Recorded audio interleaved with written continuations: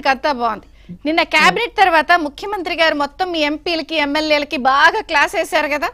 అసలు ఇన్ని పనులు చేస్తే, ఇన్ని శంకుస్థాపనలు చేస్తే కనీసం చెప్పుకునే పాపం లేదు. ప్రజలకి ఏమి అసలు ఏం జరుగుతోంది అనేది మీరు లీస్ట్ స్పందన ఉంది. ఇది అసలు మీరు చేస్తుంది కరెక్టేనా అని మీ ఎమ్మెల్యేలకి మీ ఎంపీలకి క్లాస్ పీకారు కదా. అంటే మేము ఇలా తెచ్చారనో లేదా తేలేదని మేము క్వశ్చన్ చేస్తేనో మీరు తెస్తున్న విషయం కూడా మీరు చెప్పుకోలేదు కదా. నిన్న ముఖ్యమంత్రి గారు క్లాస్ పీకారా లేదా? నేను ఒక విషయం చెప్తాను చంద్రిక్ గారు. ఇప్పుడు ఎవరైనా ఒకళ్ళిద్దరు ఆ విషయానికి సంబంధించి కరెక్ట్ గా స్పందన లేకపోతే దానికి సంబంధించి చంద్రిక్ గారు you have to allow me to talk. నేను ఏమంటానంటే తిట్టకపోతేనేమో తిట్టలేదంటారు, తిడితేనేమో అయ్యో చూసారా చూసారా తిట్టారంటారు. చంద్రిక్ గారు వినాలి, మీరు నా మాట వినాలి. మీరు ఒక ప్రశ్న అడిగారు, అసలే టైం లేదు, మీరు నలుగురు ఉన్నారు ఛానల్లో, మీరు మాకు అసలే టైం తక్కువ ఇచ్చారు తెలుగుదేశం పార్టీకి, మళ్ళీ మీరు మధ్యలో ఇంటరప్ట్ చేస్తే అలాగా. నేను ఏమంటాను అనంటే, ఇప్పుడు చంద్రబాబు నాయుడు గారు అనేటువంటి వ్యక్తి ప్రజల పట్ల బాధ్యతతో పనిచేసేటువంటి వ్యక్తి. ఆయన ముఖ్యమంత్రిగా ఉన్నప్పుడు హీ ఆల్వేస్, ఇప్పుడు ప్రజలకి ఆయన మీద హై ఎక్స్పెక్టేషన్స్ ఉంటాయండి ఆల్ సడన్ అండ్ డన్.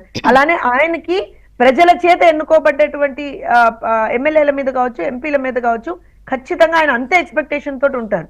ఏదైనా సరే, ఎవరైనా సరే, ఎక్కడైనా సరే according to the situation react అవ్వకపోతే ఆయన ఖచ్చితంగా రిప్రిమాండ్ చేస్తారు. అది తప్పని నేను అన్ను. ఖచ్చితంగా ఏం జరుగుతుందంటే కొన్ని సార్లు ప్రధానమంత్రి గారు ఇన్ని పనులు చేశారండి ప్రజలారా అని వాళ్ళ నియోజకవర్గాల్లో ప్రెస్ మీట్లు పెట్టో ఇవన్నీ పెట్టి చెప్పుకోలేరా? ఒక్క నిమిషం, ఎవరు చెప్పట్లేదండి, నేను అదే చెప్తున్నాను. మీరు జనరలైజ్డ్ గా ఏదో అనేయాలి కదా అని జనరలైజ్డ్ గా చేయకండి. ఇవాళ రోజున మేమేమి చెప్పకపోతేనే ప్రజలకు తెలుస్తుందా? మేమేమి చెప్పకపోతేనే, మా ఎమ్మెల్యేలు పని చేయకపోతేనే, మా ఎంపీలు పని చేయకపోతేనే ఇవాళ ప్రజలకి తెలుగుదేశం పార్టీ కావచ్చు, జనసేన కావచ్చు, భారతీయ జనతా పార్టీ కావచ్చు ఇవి చేస్తున్నాయి రాష్ట్రానికి అని తెలుస్తుందా?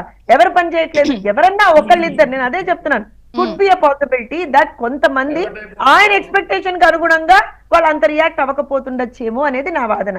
నేను ఏమంటానంటే చంద్రిక్ గారు, ఎంపీలు గాని ఎమ్మెల్యేలు గాని పని చేయకపోతే ఇవాళ ఈ లెవెల్లో వర్క్ అనేటువంటిది మన గ్రామ స్థాయి దగ్గర నుంచి చూడమండి.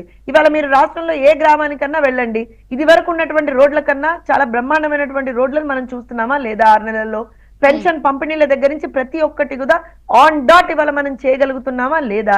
సో ఇది ఏది కూడా అక్కడ ఉన్నటువంటి ప్రజాప్రతినిధుల సహాయ సహకారాలు లేకుండా జరగదు అనేటువంటిది నా వాదన.